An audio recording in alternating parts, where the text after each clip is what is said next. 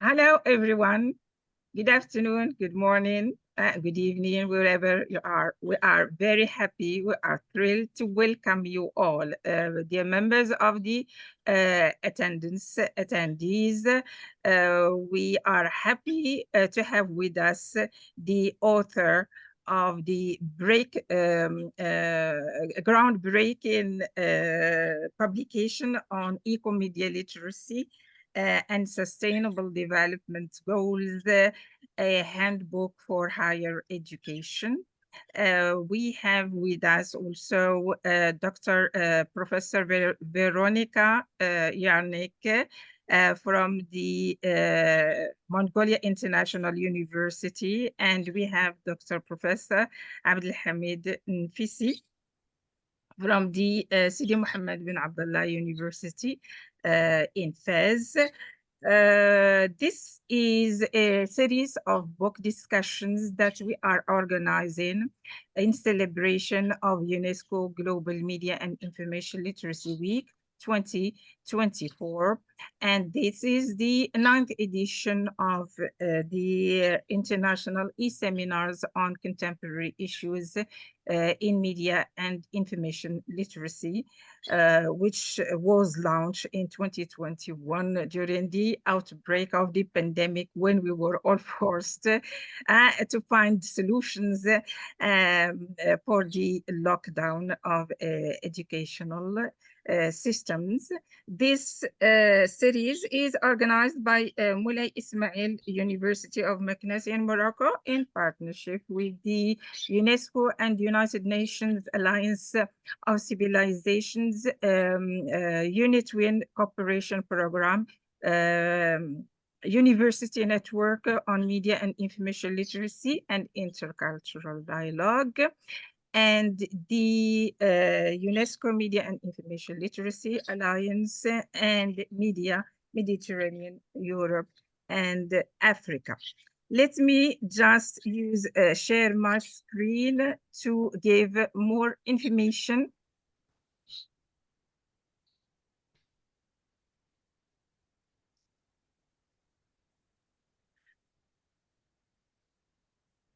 about the participants.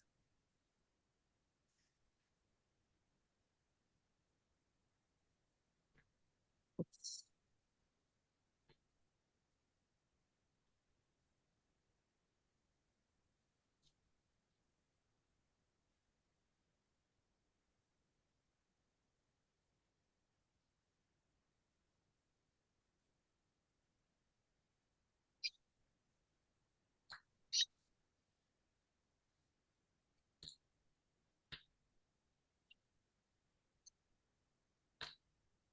So as I said, this is the book discussion. The title of the book is Ecomedia Literacy, Sustainable Development Goals. This is a handbook for higher education. We, the community of higher education, we are so happy and glad to have such a publication for educators in the higher education system. The book is authored by Dr. Antonio López, and it is in the framework of worldwide celebrations of media and information literacy week 2024. This is the cover page of the book, Ecomedia Literacy and Sustainable Development Goals, a handbook for higher education. The participants in this debate, we have the author, Antonio López, and we have two discussants, Dr. Veronika Yarnykh and Dr. Abdelhamid Nfisi. Let me introduce the book author. Dr. Antonio López is a leading global expert in Ecomedia literacy curriculum development. He is a professor of communication and media studies at the John Cabot University in Rome in Italy. Dr. Antonio is a leading international scholar and educator. He is renowned for his groundbreaking work in Ecomedia literacy. This is a transformative approach that integrates media literacy with environmental justice and education. López's academic career spans numerous publications, including the book that we are discussing today, and another book, Ecomedia Literacy, Integrating Ecology into Media Education, which was published by Routledge. He is also a co-editor of the Routledge Handbook of Ecomedia Studies, a comprehensive resource that defines and expands the field of ecomedia literacy. He has a blog. You can save the link for getting resources, tutorials, books, and guidance if you are interested to include ecomedia literacy in your tutorials. Professor Dr. Veronika Yarnykh, she is the co-leader of UNESCO Media Information Literacy Innovation Working Group. She is a professor actually currently at the School of International Study and Communication at the Mongolia International University in Mongolia. She has a PhD in economics and a master's of education connected with media education and media didactics from Moscow State Pedagogical University. She was a head of the Department of Journalism at the Faculty of Journalism of Russian State University for Humanities. From 2023 up to now, she has been a full professor at Mongolia International University, teaching courses spanning from international politic economy to online journalism to human communication for BA students. And for masters, she has been teaching the courses on economic development policy and public administration finance. She is the author of the chapter Environmental Journalism. She is a UNESCO expert in media information literacy and host of MIL Talk and leader of media information literacy university projects. Her professional interests are in media education, communication, and learning design and L&D corporate system. Professor Dr. Abdelhamid Nfisi is a leading expert in media and information literacy in the Arab world. He is a professor at Sidi Mohammed bin Abdullah University in Fez, Morocco. He is a founding member of the UNESCO United Nations Alliance of Civilizations UNITWIN Cooperation Program, University Network on Media and Information Literacy and Intercultural Dialogue. He obtained his PhD in Linguistics and Translation from the Sorbonne Nouvelle University, Paris 3, France. He is a full professor of Media Linguistics and Translation, coordinator of the research field on media and information literacy in the Arab world at Sidi Mohammed bin Abdullah University. He is co-leader of the project MILA, Media Information Literacy for All. His fields of interest include media linguistics, intercultural dialogue, the sociology of media, and religion. He has at his credit over 20 publications and over 50 supervision of PhD dissertations. I have the honor to be the director and moderator of this program. I'm Professor Dricia Schwitz. I have a PhD in Linguistics and Communication from the Sorbonne Nouvelle Paris 3 University in France, and I have the honor to be actually the co-chair of the International Steering Committee of UNESCO Media Information Literacy Alliance. I'm a founding member of the UNESCO University Network on Media Information Literacy and Intercultural Dialogue, founding member of Media Mediterranean, Europe, and Africa. I have 10 years experience in diplomacy and international relations, and with a number of publications and invited talks, both as international media and information literacy expert and as a linguist. The book in brief, Ecomedia Literacy and Sustainable Development Goals, a handbook for higher education.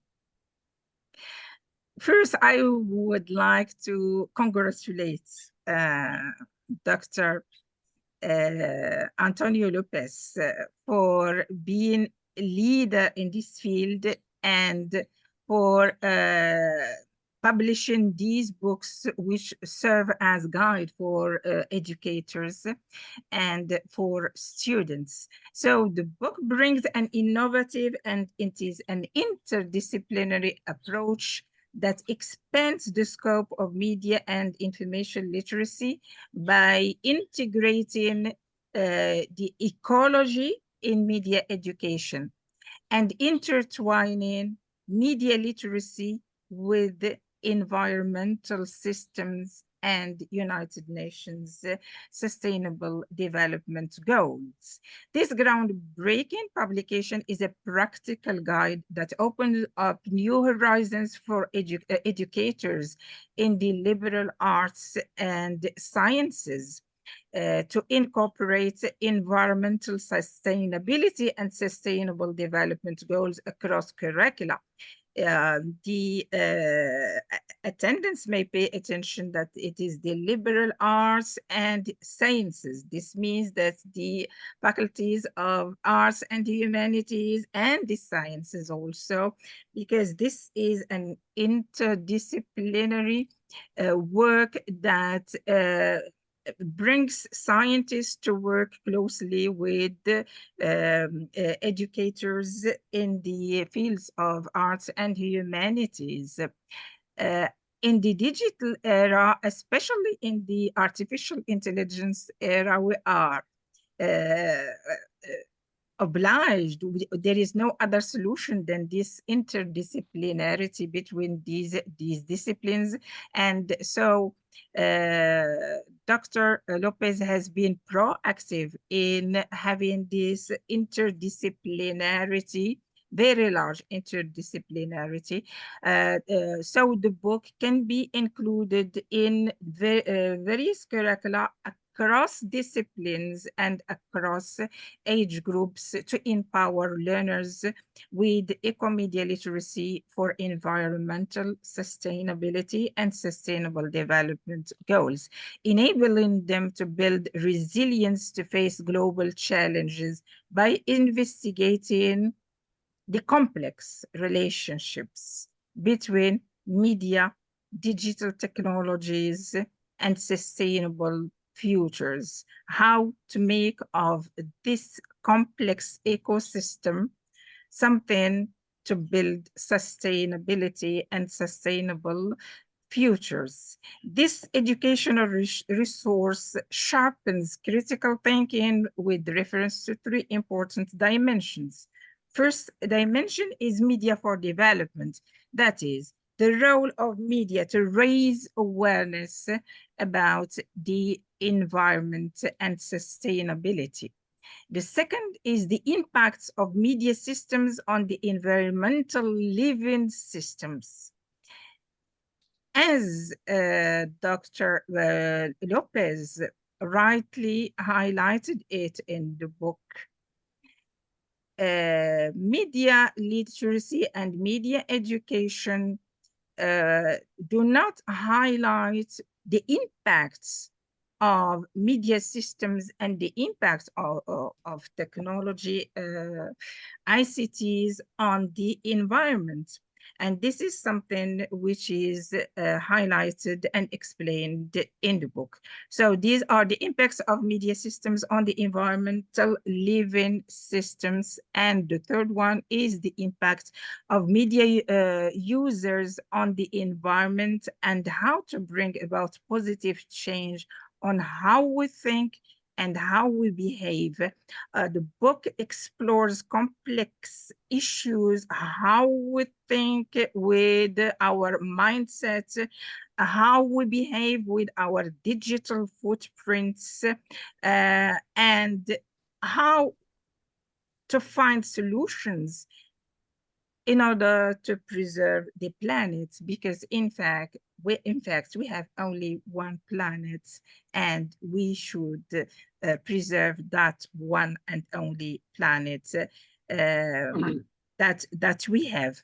So there are so many important chapters to be discussed today.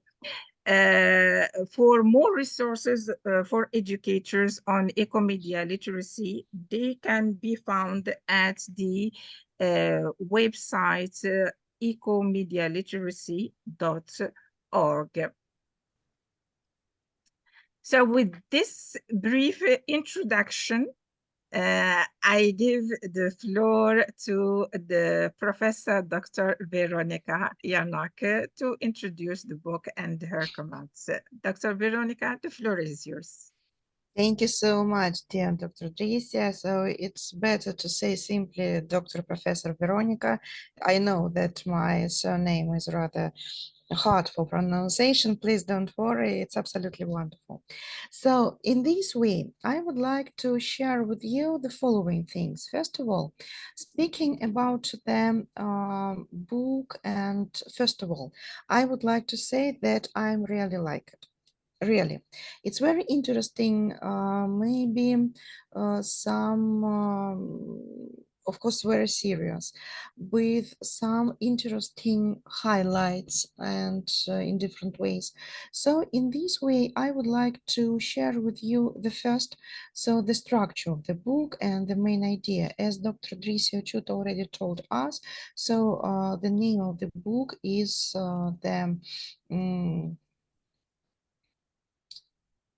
it's about, sorry, it's about the Ecomedia literacy and sustainable development goals. So it's the handbook for higher education. And if we speak about the structure or the content of the book, so the table of contents, it's necessary to say that it's very serious and very logic, by the way, very logic content. So we started from the introduction, sorry, and also with sustainable development goals in higher education. It's very important. I will return to it.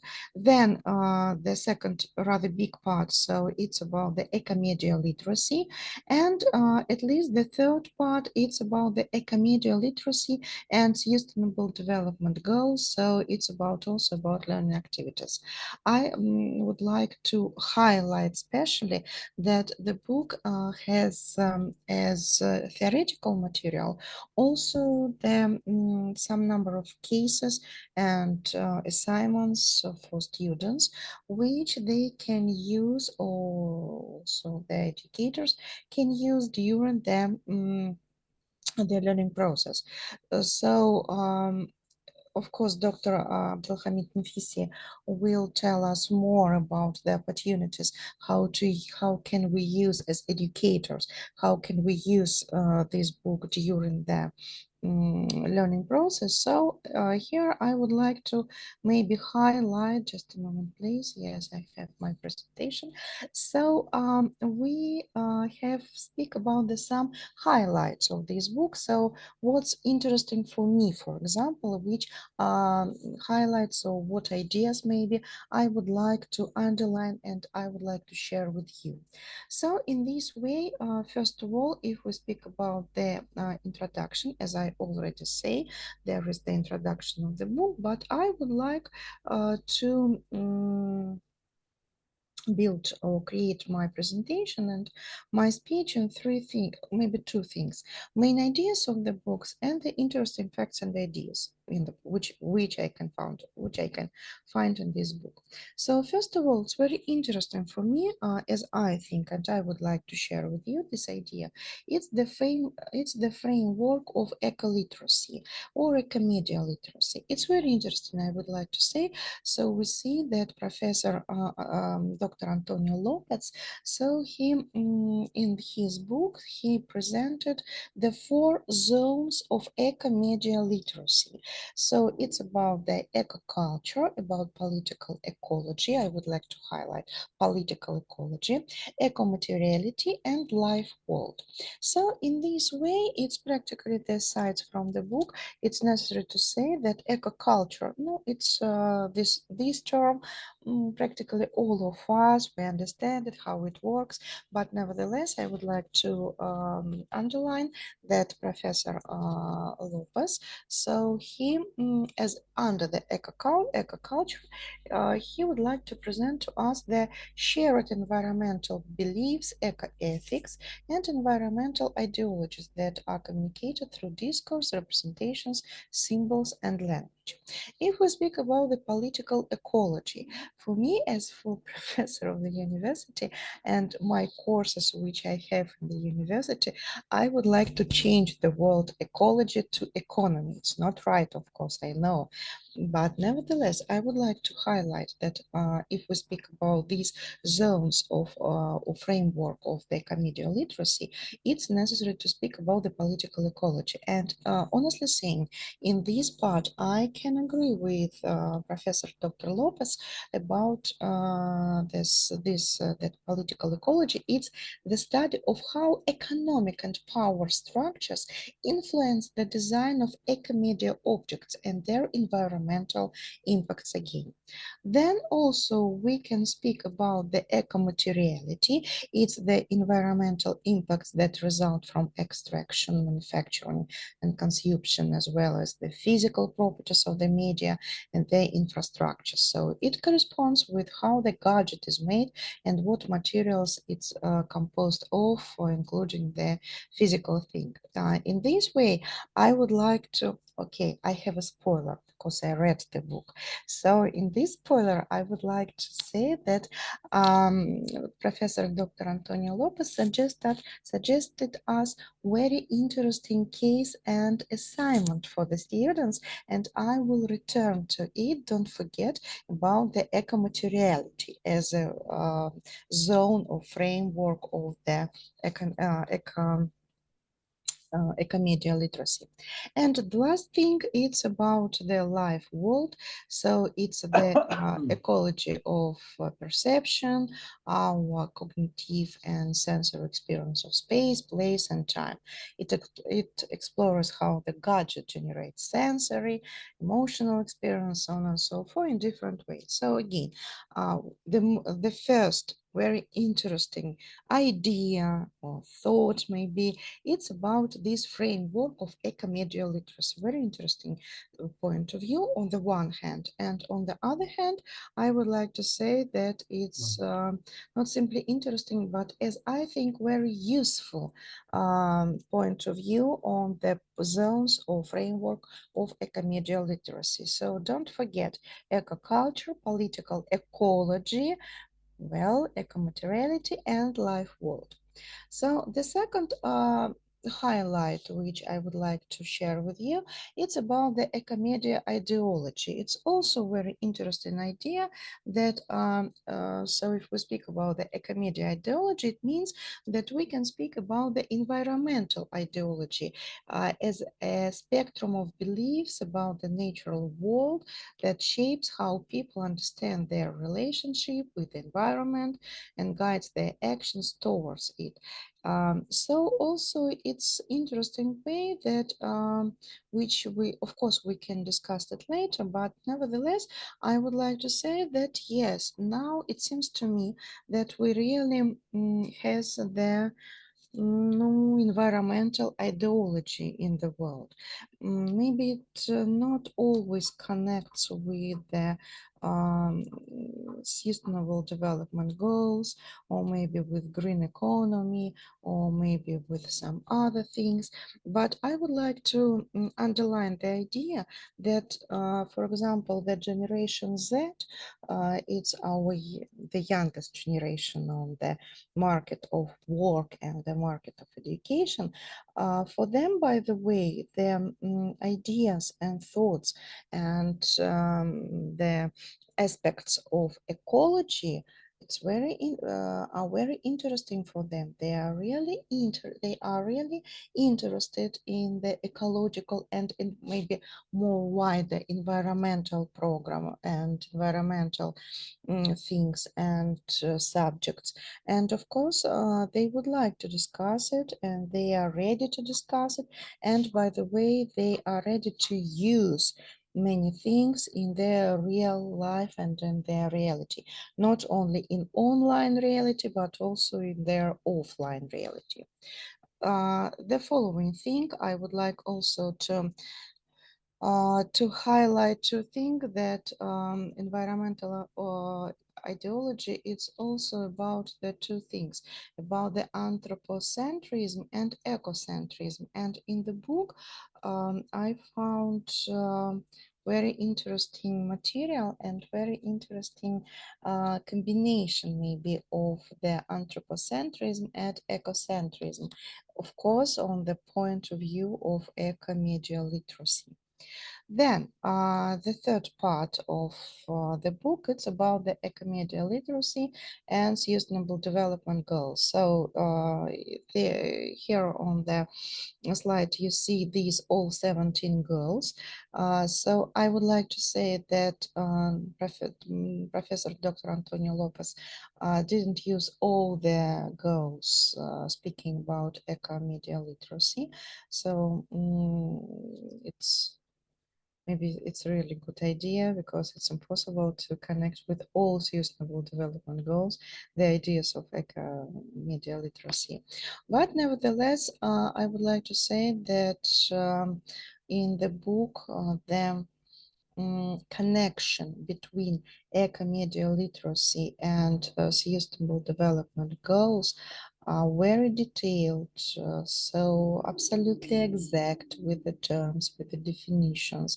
And so we see the very clear picture about the connection and about the influence on each other in this discourse and in this framework also maybe. And the last thing which is absolutely interesting for me, and I would like to highlight it again, as I already promised. So in the part of the ecomedia literacy and CDGs, so we have the case study from the Lebanese American University. Plus, I would like specially highlight and underline a very interesting eco-analysis of personal gadget for students. It seems to me that it was absolutely wonderful, and it will be very interesting and very useful also the assignment for the students when they have opportunity to analyze their own gadgets according to the media literacy understanding or base. It's really very interesting. So I will not tell about how it's possible to use in the learning design or learning process, but nevertheless, I would like again to highlight this idea. It's absolutely wonderful learning idea and teaching idea, of course, also in this book. And the last thing which I would like to underline and highlight in my short presentation, I would like to pay your attention on the further reading. It's the special part in the book, and in this further reading, also as Dr. Andrisia Ochut already also told us, it's about the two books of Dr. Professor Antonio López. So it's the Routledge Handbook of Ecomedia Studies, practically very fresh this year issue, and the concept of environmental ideology discussed in Julia Corbett book, Communicating Nature, Iceland Press. No, it's more old, of course. So in this way, we have, if we speak about the book, we have the full full componented material about the Ecomedia literacy, starting from the theory and also going through the practice, also with the recommendation on the future. So it seems to me that it's really very important thing, and it seems to me that it will be very useful issue, very useful book for using in absolutely different parts of our life. So thank you so much. I hope that I try to highlight all things and underline all necessary ideas. Thank you. Thank you very much, Dr. Veronika, for this overview of the book, the main chapters, the 4 zones, the Ecomedia ideology, the Ecomedia literacy and sustainable development goals, all important, very important chapters. And the further reading. Before giving the floor to the distinguished author, it is just to say that in this book, you have references to other resources, and then you have to just scan the QR, and then you are guided to detailed syllabus, you are guided to explanations and to the website. So the author is so generous and providing all the information, and so believing in the sharing of knowledge is something very important to go further with this ambitious and must-be project. Now we have the honor to give the floor to the author of this book, Dr. Antonio López. The floor is yours, Dr. López. Thank you so much. It's really an honor to be welcomed by you and be present with such prestigious scholars. And so I really appreciate the invitation. I'm going to go ahead and open my slideshow. So bear with me for a moment here. Here we go. Does everyone see it? Yes. Okay, great. So I had 2 wonderful introductions, and in some ways you covered already some of the things I wanted to talk about, so I can skip over a little bit. But in any case, I wanted to talk to you a little bit about what's behind this project. So the initial funding from this came from a grant from the LS Collab. It's a collection of different liberal arts universities, and they had a grant to support projects that combine liberal arts and sciences. And so when I saw that, I thought this would be a good opportunity to really work on the ideas of connecting ecomedia literacy with the sustainable development goals, because I've been working or thinking about this for a long time, and I wanted to take advantage of this opportunity to really put it down in writing. I felt like there's some resonance here that other people are picking up on, and I really think that we're ready to explore this much further, and hopefully in collaboration with various different people. By the way, I would like to say that I did the design of the book all by myself, so I'm really proud of that as well. I wanted to make it very colorful, like the graphics that the UN has created for the SDGs. So I wanted the design of the book to mimic the colorful feeling of the SDGs. And I actually had as much fun designing it as I did writing it. So before talking about the book that we are here to discuss, I wanted to mention to you that I am the co-editor of the Routledge Handbook of Ecomedia Studies. It came out last fall, and it's an open access book, so anyone can download it for free. It has 35 chapters, I believe, and it's really a state of the art of Ecomedia studies, and I wanted to just introduce the concept because it's somewhat new, it's an emerging field, but it's essentially talking about media as part of the environment and about the environment. Because in my field, my background is media studies, it exclusively talks about how we represent the environment in the media, but we rarely talk about what are the environmental impacts of the actual media technologies that we use. And my approach is not one or the other, but to combine them and to examine both aspects of it. And the other point I want to make, which was picked up in the introductions, is that Ecomedia is a multidisciplinary field. They have people from geography, from media studies, from cinema studies, post-colonial studies, literature, etc. It's really a synthesis of many different fields because the environment is holistic. So to study and to relate the media and the environment also requires being holistic. So I encourage you to look up the book and download it for free on your own. So my previous book that I wrote, Ecomedia Literacy, Integrating Ecology and Media Education, culminates a lot of research and thinking and teaching that over a 5-6 year period. My background is in media literacy, but when I originally got into media literacy, which was over 20 years ago, there was nothing about the environment, and that always baffled me. I understood the other topics often covered by media literacy educators around issues of violence or stereotyping, representations, things like that, which are all important. But I was surprised that there was very little about the environment. Actually, there was nothing. So when I did my PhD research, that was my main topic, which was to understand why is this not a part of media literacy, and then what are the opportunities to integrate it, to bring the environment into media literacy. And I kind of feel like with the SDGs, I've found the way. So I want to start with my definition of ecomedia literacy, which is it teaches the integrated relationship between media and the environment, exploring the ecological footprint and mindprint of media as drivers of environmental problems and solutions. It draws on media and information literacy and critical media literacy.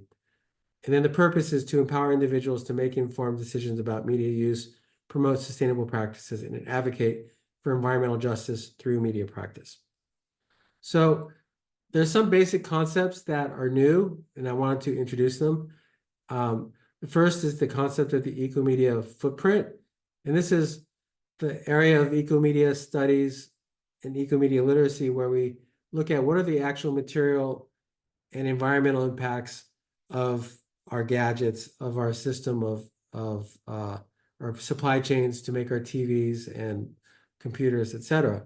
So it involves examining labor. Labor includes not only where our gadgets are manufactured in, for example, factories in China, but also the labor of mining and the miners in countries such as in the Congo, where they extract the rare earth minerals that are necessary for our devices.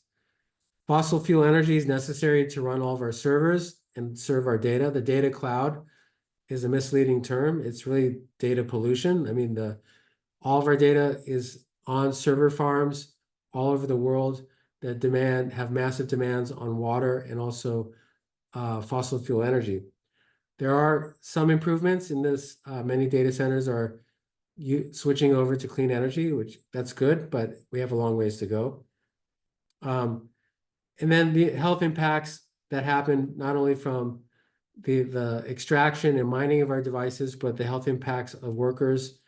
And then in sites of e-waste where people are by hand melting down circuit boards or burning cables to get the metals to recycle.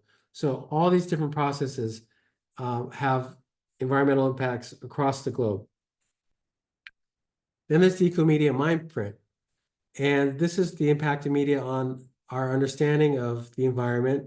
And we experience this, or we get information and we're educated about the environment and the relationship between humans and the environment through many different channels, through popular culture, such as film and TV shows, streaming, through social movements, disinformation, which is utilized quite a bit by bad actors, people, and everyone knows this is a huge problem, but especially when it comes to climate disinformation.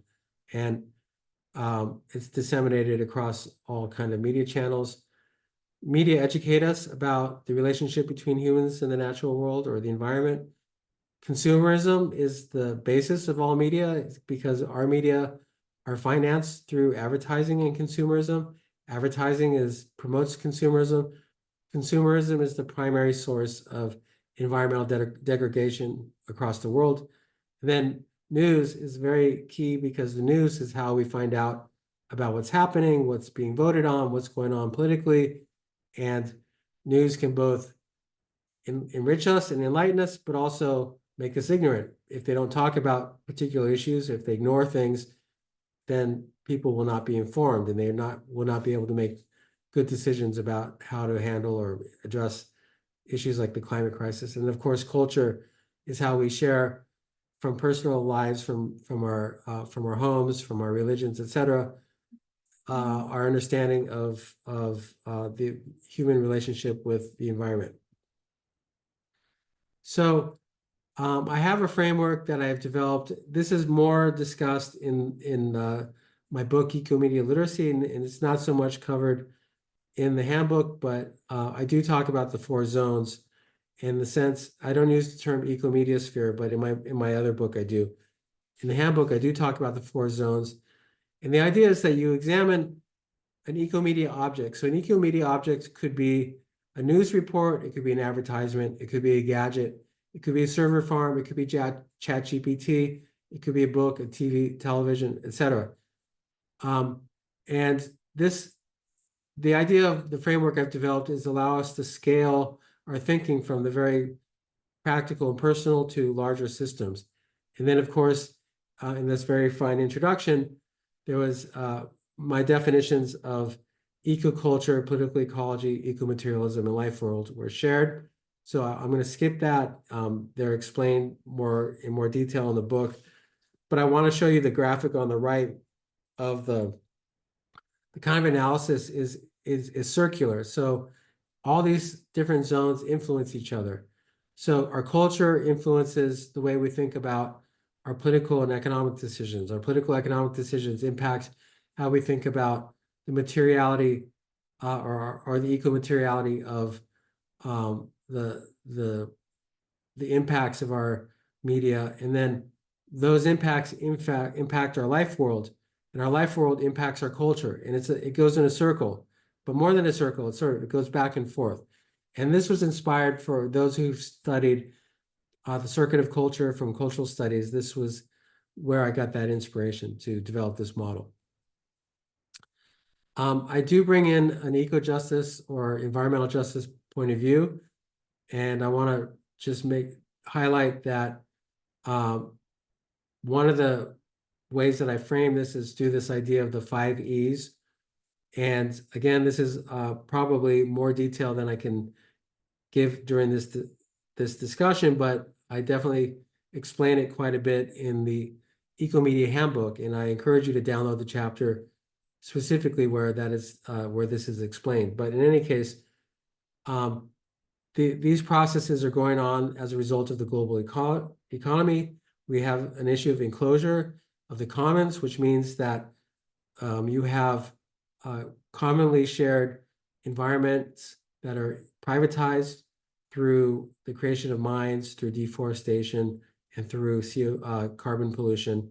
But there's also the ways that enclosure happens with our knowledge of the world, that the cultural products that we are putting into the public sphere are getting privatized. And I'll give you a good example. Everything I've written for the publisher Routledge, ChatGPT or OpenAI, the company owns ChatGPT, stole everything I've written without my permission to train their databases. That's an example of enclosure. They stole my labor, my intellectual property, although I make sure that it's public access so anyone can access it. But I did not give permission for OpenAI to use the material that I produce to train their AI models, and they do it to make a profit. So that's an example of enclosure. Extraction is the extraction of resources, primarily like for an example of our cell phones, rare earth minerals, but also the extraction of oil or gas for energy, but then also the extraction of data and our attention and our privacy. So I always want to parallel between the extraction of the material world, but also the extraction of our mental life and our privacy and our internal lives. And then expandability is of ecosystems that are sacrificed for the global economy. So all these different sites of extraction are deemed sacrificable, that the zones, these ecological systems are sacrificed for the economy, and the people that inhabit these zones are disposable. And our system is designed like this, and it's also hidden from the average person. So people who use the average person who uses technology is not aware of these systems that are actually engaging in these activities. And then the exploitation of labor and land. So the exploitation of, the case of exploiting water or wood from forests, but also exploiting labor to make and to produce our devices. And then the externalization of these destructions cost to the peoples and environments, so that these negative externalities are paid for by us. They're not paid for the companies that are creating these environmental problems.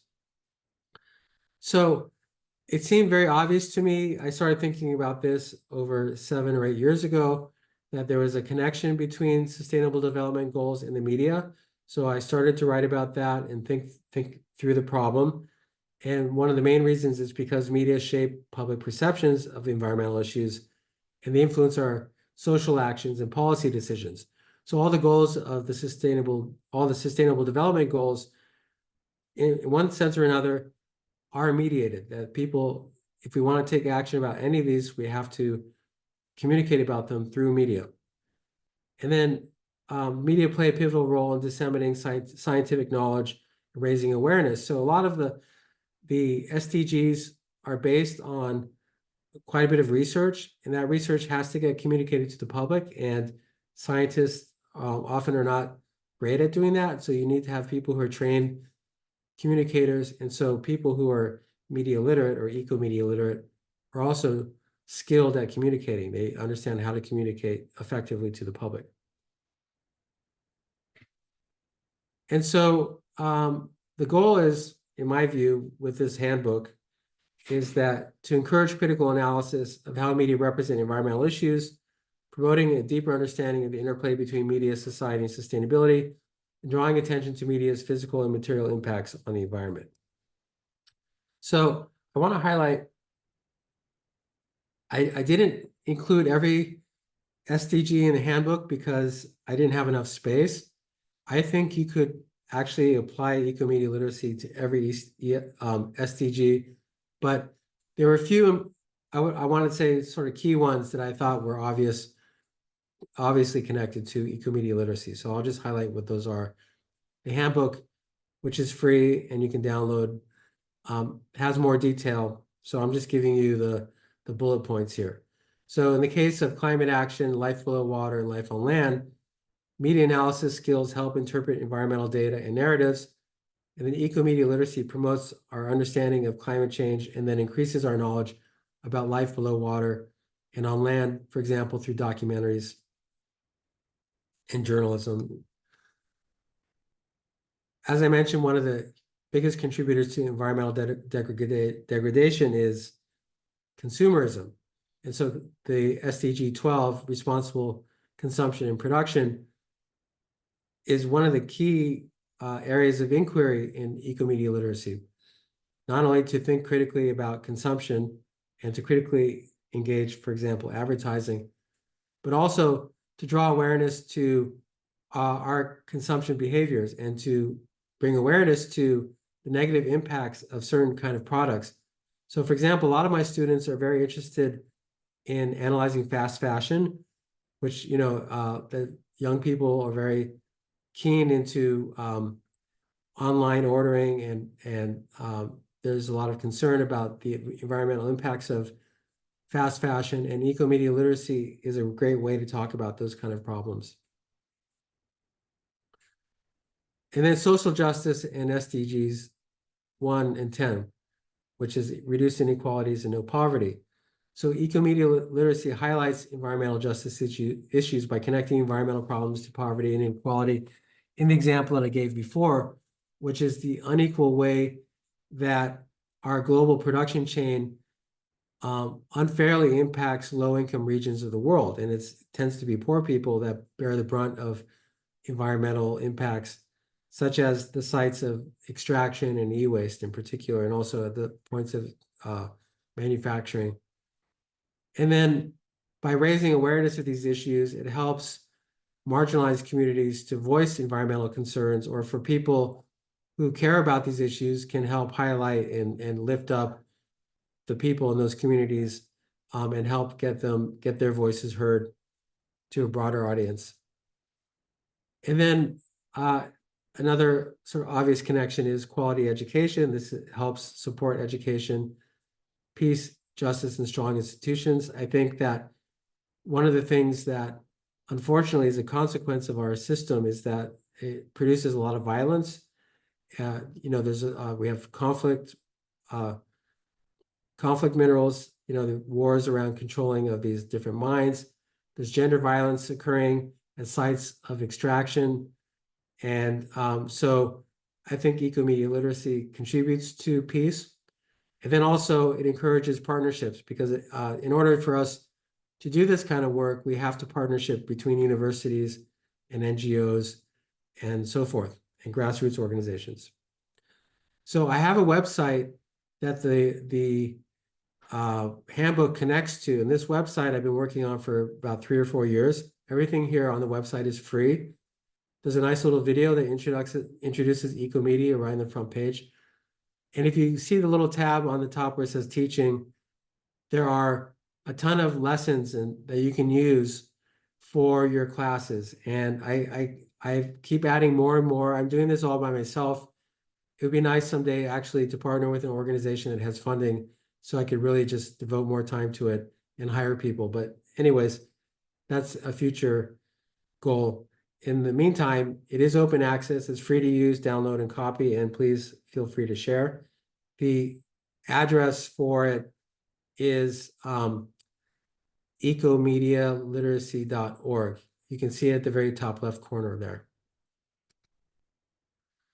So one of the lessons that's on the website, I summarize it in the handbook, but I have a QR code that you can click to the website because there wasn't enough space in the handbook to put all the information.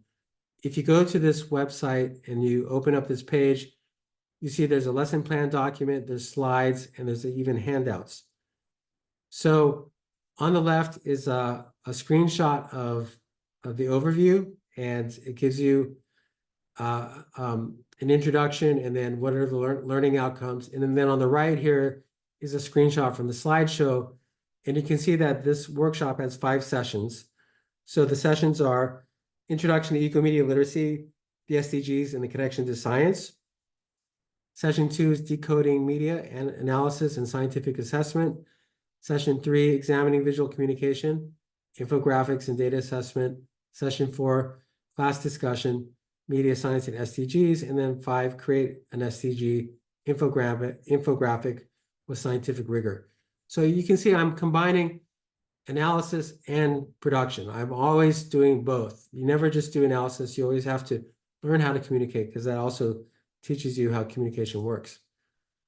These are examples from the slideshow just to give you a sense of how, in the case of SDGs, how important data is, but people don't know how to read data, and data is often communicated visually.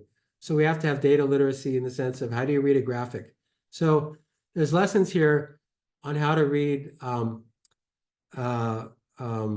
tables, how to look at graphs, how to read infographics, and also how to detect fake science and disinformation. I want to offer the caveat and disclaimer that there are criticisms of the SDGs, and I just want to mention those briefly. This is more of a discussion in the book about this. So SDGs do not challenge the prevailing economic models. There are many people, many activists who feel that the status quo does need to be challenged. It prioritizes growth, and growth leads to definitely leads to ecological degradation and social conflicts. And the strong focus on growth weakens sustainable resource use. Other critiques, especially coming from South America, is that SDGs promote a universalist agenda aligned with the global North interest that ignores local realities and local ways of knowing. And so they may not fit the diverse realities of the global South. And SDGs rely on growth to solve poverty, despite a weak growth poverty link. So here's the QR code if you want to access the handbook. It's 40 pages, it's not very long. It's meant to be an easy read, it's meant to be easy. The other books that I shared, especially the Ecomedia Handbook from Routledge, that is more of an academic deep dive into many of the issues covered in the Ecomedia Literacy and SDG Handbook. So if you want chapters for undergraduate classes or graduate classes and you want something a little more researched and deeper, I encourage you to use that. But for a basic introduction, that is what this handbook is for. So with that, I'm going to finish my presentation and I invite the others to follow me. Thank you. Thank you very much, Dr. Antonio López. You have expanded the explanation, and you see now, members of the attendees, you can get access to lessons, to slides, to get the basic introduction to what it means, ecomedia literacy. Before giving the floor to Dr. Abdelhamid, this inclusion of the concern of the environment in media literacy, just in May, the World Press Freedom Day, that was the theme of this year, was a media for the planet. And that was great. But in when I reviewed the themes and access to participate, there was no mention at all about media literacy, information literacy, media and information literacy. And I said, how? And many people told me, no, this is about the planet and about environmental journalism, but this is essential. And I was invited, and Abdelhamid and I were invited to the celebration in the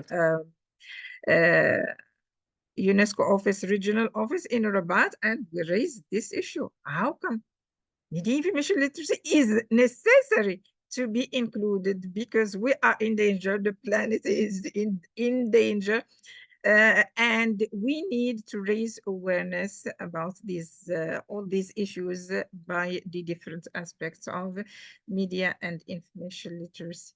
So I give the floor now to Dr. Abdelhamid Nfisi for his comments and starting the discussion with the questions. Dr. Abdelhamid. Thank you, Professor Drisya Shweet, for inviting me to participate in this book discussion. I am very pleased to meet you and to meet Dr. Veronika and to Dr. López and to for on this occasion. First, I would like to congratulate the author for the publication of this timely book. Why timely? Because the book comes at a time when the world is facing climate change impacts, such as environmental degradation, natural disaster, floods, or food and water insecurity. In addition to this, these variables give rise to the spread of false news, what we call fake news, okay, including misinformation, disinformation, which negatively impacts the human thoughts and led to the subsequent rise in violence, discrimination, and hate crimes against the people. So, congratulations. the book is very interesting because it will cover many values, many pieces of advice to people, mainly in the higher education. So the book, if you it means it comes to draw educational or educators and teachers and students' attention to the necessity of integrating eco-media literacy in higher education to equip students with the skills, with the values, with the competencies to how better save the planet and to how better find, diagnose solutions and how better find problem to ecological problems. And of course, the purpose in order to achieve UN Sustainable Development Goals. So if media literacy in general empowers individuals with the skill to be responsible consumers of media content production and media production, eco-media literacy is seen as a part or perhaps as the solution to many environmental challenges. The book then declares the importance and the necessity of integrating media literacy in higher education. Eco-media literacy plays a key role in raising awareness or student awareness of environmental protection with the aim of promoting sustainable development. Ecomedia literacy helps teachers better manage the negative sides of on the planet and even on humanity. It seems that when we use our phone, when we use our mobile phone, we are clearly cut with the nature. But it is on the opposite. It means when we use our phone, we are participating in generating, it means greenhouse gases. Okay, so through, of course, our technological devices, we participate, as I said, in generating greenhouse gases and accelerating climate change. So the author focuses both on eco-media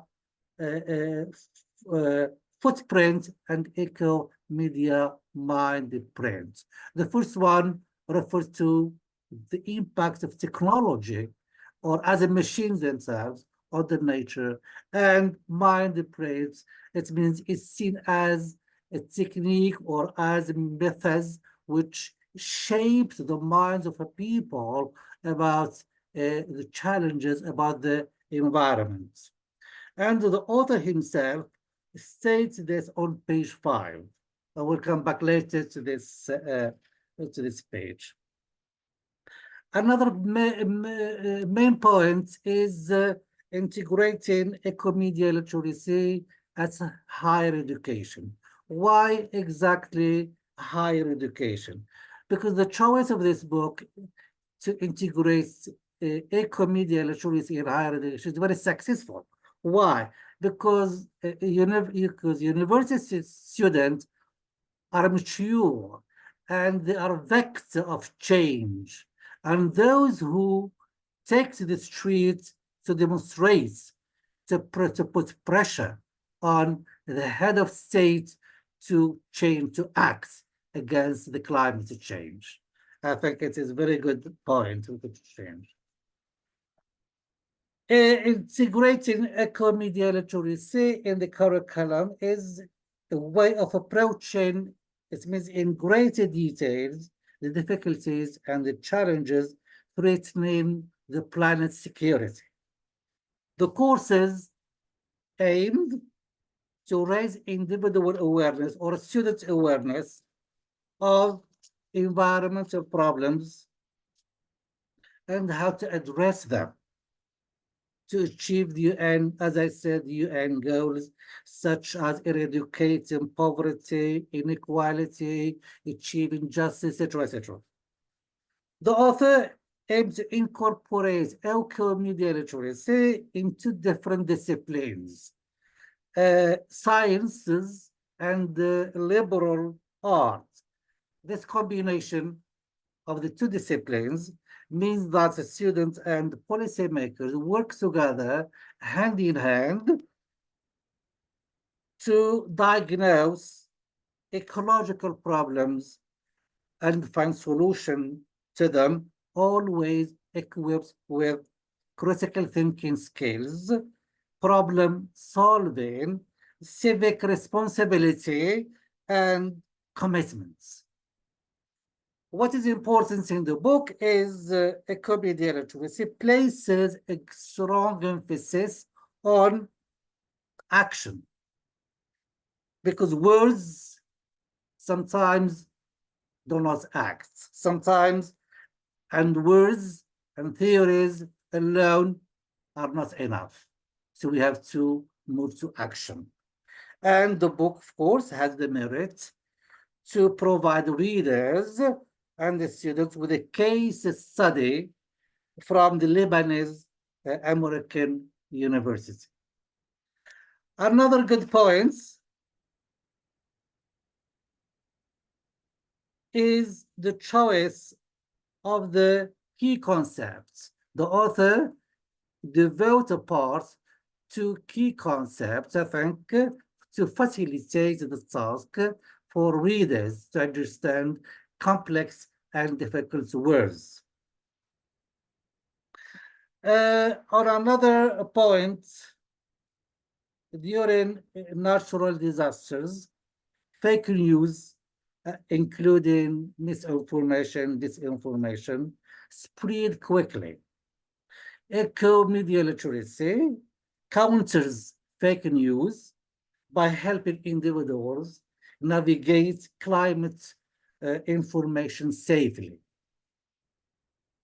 As a general conclusion, the book is a response to the digital age, characterized by the rapid advancements of technology and the penetration of artificial intelligence in all life spheres. The integration of media, ecomedia literacy, or the combination of media and the environment into media education becomes a must. It's okay, and I finish by a quote stated by Secretary General Antonio Guterres, who says the climate emergency is a race we are losing, but it is a race we can win. So the book serves as an urgent call to students and teachers to win this race. Thank you. Thank you very Thank much, you. Abdulhamid, for this illuminating, you see, remarks. We move directly to Veronika. If you have any questions, apparently she has a class and she has to leave. Oh, please, the floor is yours. Thank you so much. I would like to ask maybe a more practical question. So, Professor López, if we speak about the environmental problems, and of course these problems are very interesting for Generation Z, so for our students. It's rather demanded, very interesting. So it seems to me that it's not so big problem to catch and to support the motivation for learning if we speak about the environmental problem. But it seems to me that if we speak about the Ecomedia literacy problem, no, maybe it's not so. Of course, it's interesting, I'm sure, but I would like to ask you, what concrete or maybe what techniques or what technologies, media educational technologies do you use during your classes for sharing the ideas of Ecomedia literacy? Thank you. That's a good question. So I think people might look at my work and think that I'm a Luddite, which is, sold as anti-technology. And I'm definitely not a Luddite.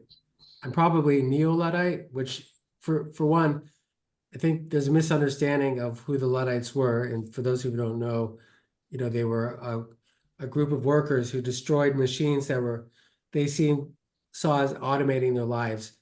And to some extent, I sympathize with those folks, but I also think that you have to use what is available. You can't, if we don't use these tools, nothing will change because this is how we reach people. So I'm very much production oriented. I do different types of projects in my classes depending on the exact class I'm teaching. So for example, I teach a writing for advocacy class.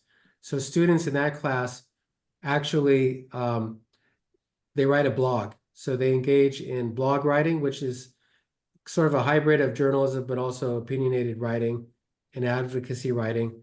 And in that class, they also do digital storytelling projects.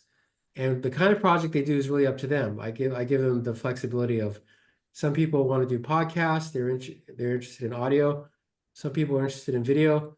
Some people are interested in performance and dance, and I leave it up to them. And what I tell them is use whatever is there, but to be aware of what they're using and to make good choices and then somehow to mitigate their impacts. So for example, I have this is called a Fairphone. I don't know if anyone's heard of a Fairphone before, but they're trying to be like responsible about where they get their, where the mines that they work with that they have fair labor practices, that they're not environmentally polluting. I can turn in this phone and they'll replace it. I can fix it. I can take it apart. When I buy this phone, they send me a screwdriver and I can fix anything in this phone. I can order any part. Whereas like Apple, you can't do that. You can't open up an Apple phone. So I encourage people to think about I also have this laptop computer. It's a framework computer. It's made in the US. Well, actually it's made in China, but it's a US company. It's the same idea. It's like Legos. You can take pieces out. I built the computer myself. I can fix it. If I have a broken screen, I can order a new screen and I can fix it myself. So the idea is to sort of get people to learn how to use technology responsibly, not to just always buy the newest thing, not to just throw away stuff. Also, there's services where you can buy used equipment. So, on the one hand, I say use whatever you want. On the other hand, I encourage them to think critically about the kind of technologies and impacts of what they have, and to think twice about throwing something away when they could buy something new. I mean, buy something used or upgrade it or trade it in and so forth. But I should mention something about AI because this is on everyone's minds right now.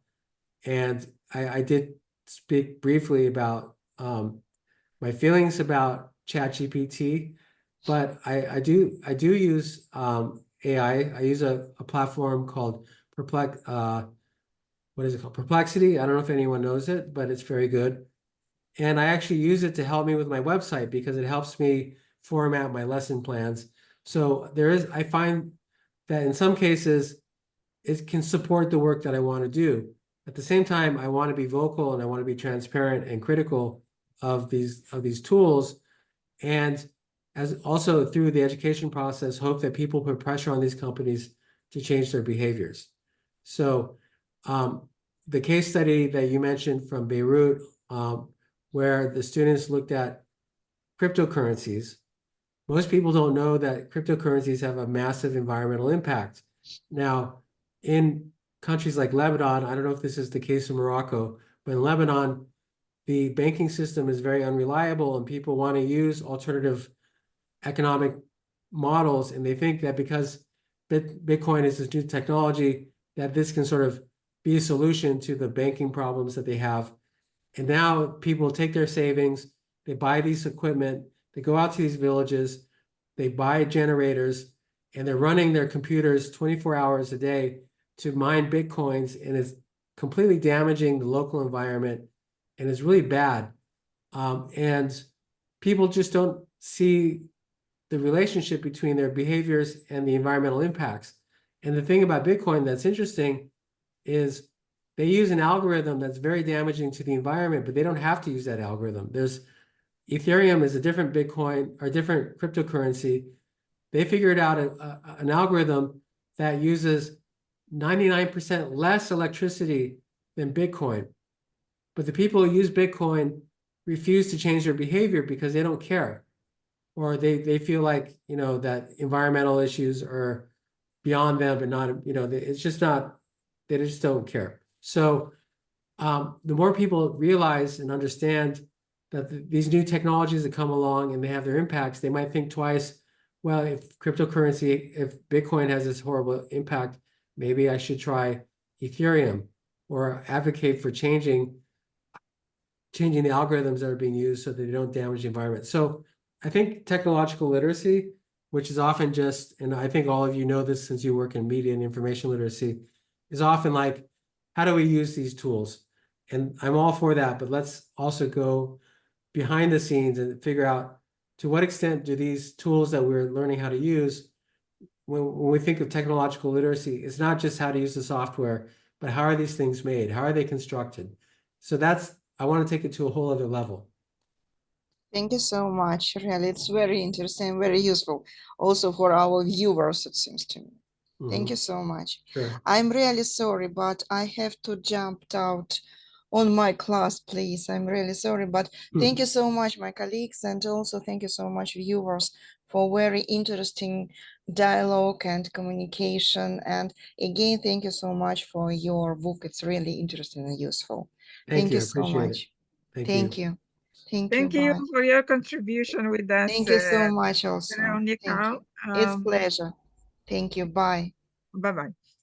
We still have 15 minutes.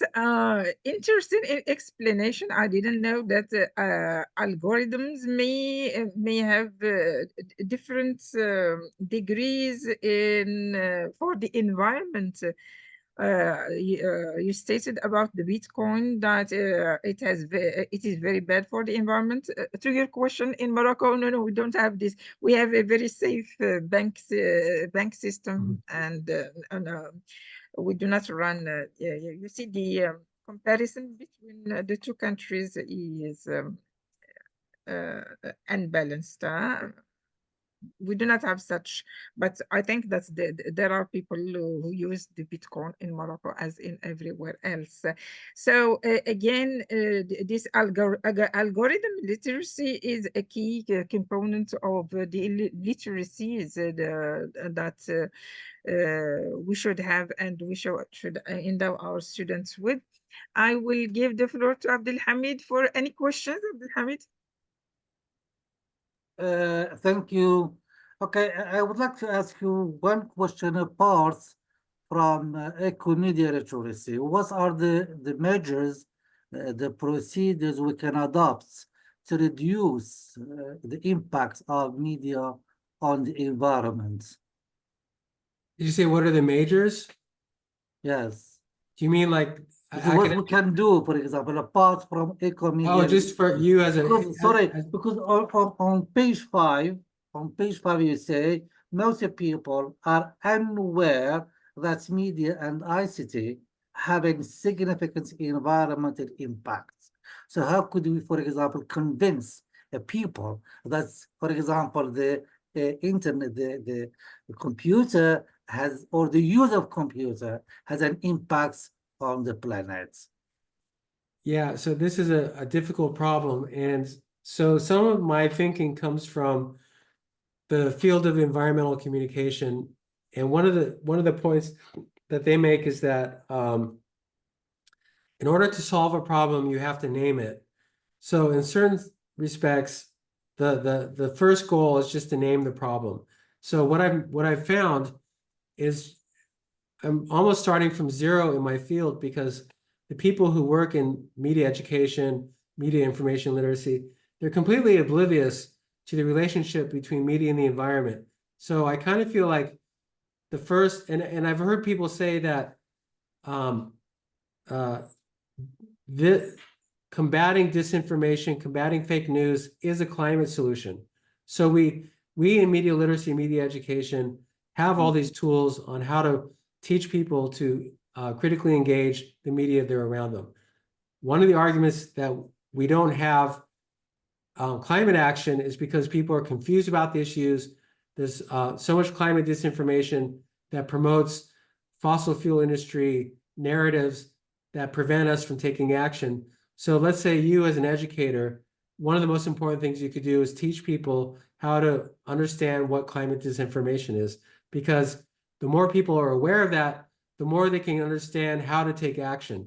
So it's so difficult for people to take action because we don't even know how. And that's one of the reasons why disinformation exists, is to create confusion and to prevent people from participating. So everyone, and the other thing is when you talk to people who are in the climate space, and people always say, well, what can I do? Because it seems like such a big problem and it's so overwhelming. And one of the best pieces of advice I saw was, do what you're good at. So some people are really good at graphic design. So maybe their contribution could be, they can make information graphics or make posters. Some people are musicians. So maybe their contribution is to spread music and to educate through music and so on. And I think that's really good advice because everyone has a different skill set. And I find, and I'm sure you have this experience too, that students are not all the same. They have different things that they're interested in. And I think everyone has their little piece. My contribution to climate action is I'm a media literacy educator. And so I feel like to make change, this is the thing that I'm going to do. Thank you. Mm-hmm. Please, another question, please. Yes, okay. Integrating Ecomedia literacy varies from one culture to another. It's not, perhaps it's not a question, just an information. In Morocco, we have many associations insist on integrating religious education in schools, because there are many Quranic verses which insist on protecting the planets. And that's why so many in Morocco, they insist on integrating this in all schools. What do you think of religious education? Is it the same in other religions? So there's a very interesting discussion about the concept of ecoculture. And the argument is that every culture has an environmental tradition. So whether it's Christian, Jewish, Muslim, Buddhist, Hindu, and you can go back in time and find in any sort of religious text or any cultural context really good environmental practices. But because of modernity and because of the progress of the way our global society has evolved over the past 150, 200 years, there was to push away that traditional knowledge. So there's a very strong argument that there's a place for traditional knowledge because these traditions are handed down from generation to generation. And these traditions can include knowledge about food, about the healing properties of plants, about agriculture. And I don't know much about Quranic texts, but I'm assuming that, as you mentioned, there are probably many verses and many sections that address specifically caretaking the environment. And I have a PhD student from Iran, and one of my challenges to her is when she talks about environmental communication in Iran, how can you connect people on the religious level? Because sometimes connecting to them on a technological level is not going to work. You have to meet people where they're at. And I think that we should also remind people and encourage people about the important ecological heritage that we all have from our different cultural ancestry. I want to make one point, and then which is Catherine Hayhoe, she is one of the top climate scientists and communicators in the world. She's very important. And she's a climate scientist, but she's also a Christian fundamentalist. And she's very interesting because she can hold two things at the same time, being a scientist and also being very religious. And one of the things she talks about is that in the Bible, that there's a specific call to caretake the earth, and that we have to take that. And she takes that as a Christian, caretaking the earth as a prime responsibility. So I would support that. And that's why, I mean, my handbook doesn't really get into religion, but I do talk about humanities and philosophy and how science can learn from philosophy and religion, and likewise, they can learn from science. We can do both. Thank you. Okay, thank you very much. Yes, Thank thank you. you. Very good, yes.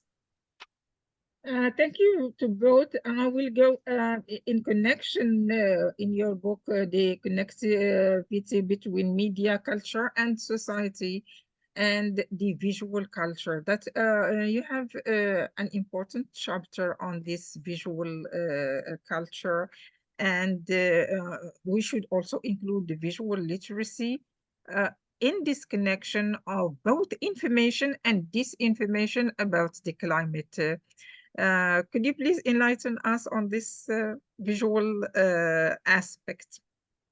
Yeah, so visual literacy is absolutely imperative because we are a visual culture.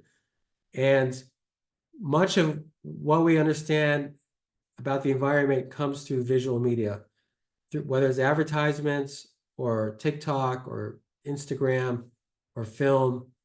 And images have communicate very powerful ideologies. And for example, today in my class, I was talking about the representation of ecology in advertising through like greenwashing, or through Native Americans and how they are used in media to represent sort of the ecological perspective, and which is a stereotype that's actually not very helpful for Native Americans, but in any case, it's used quite a bit. And the way that we reach people is through visual communication. That's why you saw on the slide, I showed some examples of how often we have visual communication, we don't even think about it. And also in media literacy, we don't think about how having literacy of information graphics and reading data is so important, because that's one way that a lot of disinformation is spread, because people can be very misleading with the way they represent data.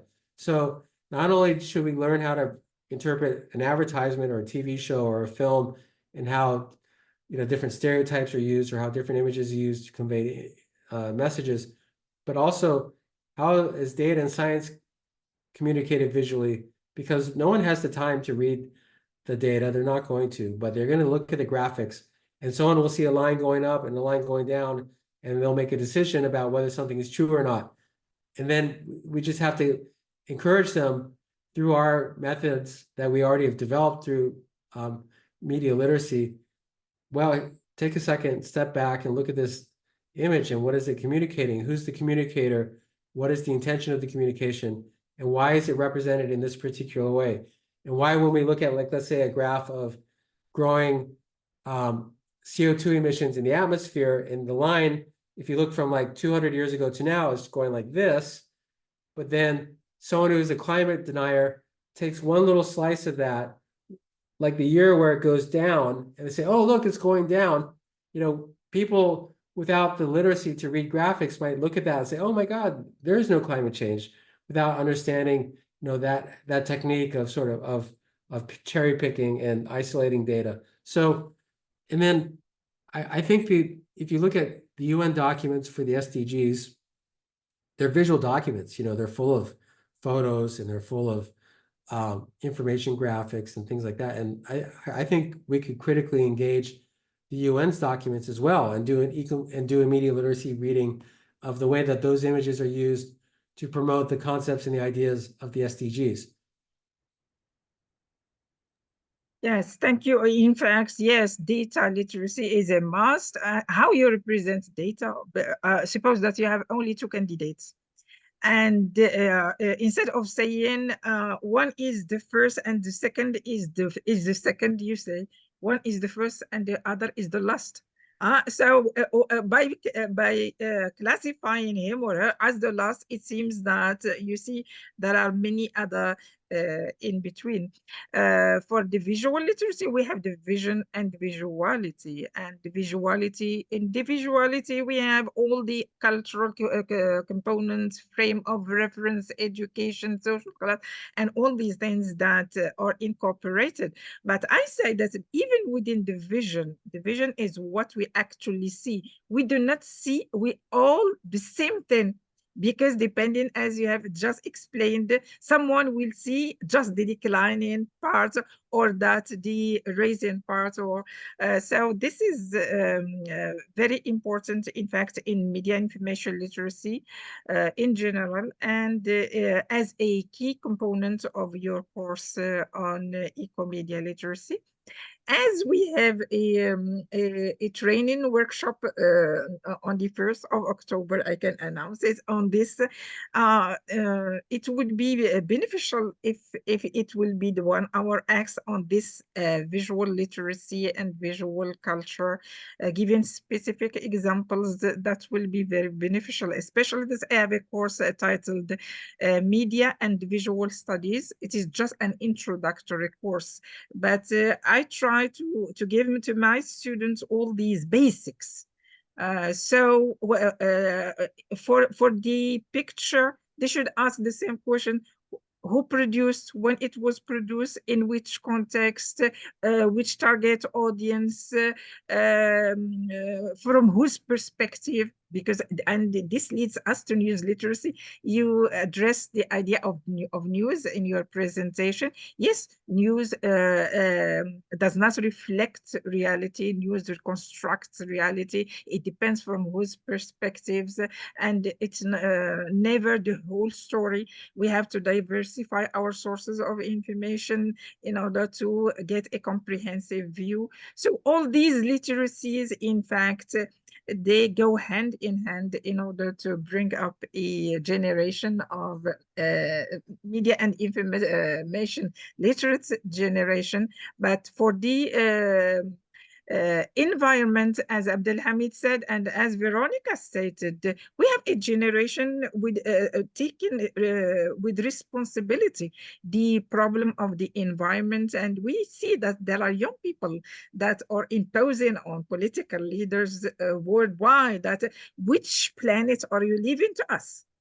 So we have to support them and to bake them and to give them the tools so that they can use their mind and their heart responsibly and effectively. You talked in the book about active citizenship at the local level. You talked also about global citizenship at the global level.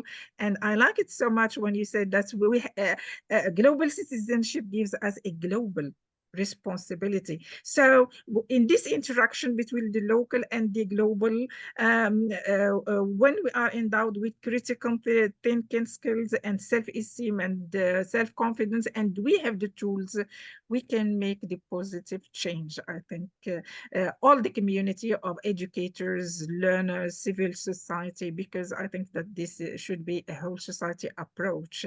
And this is a global approach. You are contributing substantially to it. We really thank you for this session, enlightening session, and we look forward to the session of 1st October and many other sessions. Abdelhamid told me that he would like, he will write to you for collaboration, for helping, you see, to include, to introduce, to give guest online lectures to our students. That will be very helpful. Thank you very much. Pleasure for me.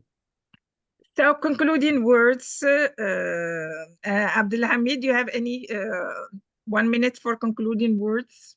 Just I learned a lot from your presentation, from your book. I enjoy reading it. I enjoy listening to you. Thank you very much. Thank you. We hope to see you another time. Thank you. Thank you. And I would just like to say thanks because those who are writers know that it's a very lonely thing to write, and you don't know if it's going to connect with people. So it feels great to know that people are reading what you're doing and that it resonates, because that's why I do it, and I'm glad to hear that. Thank you very much. Thank you. We are glad to have you, and we are happy to read you, and we look forward to more collaboration with you. As you said, it needs partnerships. We will find ways and means to partner with you for expanding the reach of Ecomedia literacy to all. Thank you very much. Thank you. Thank you. Thank you very much. Bye-bye. Bye-bye. Bye.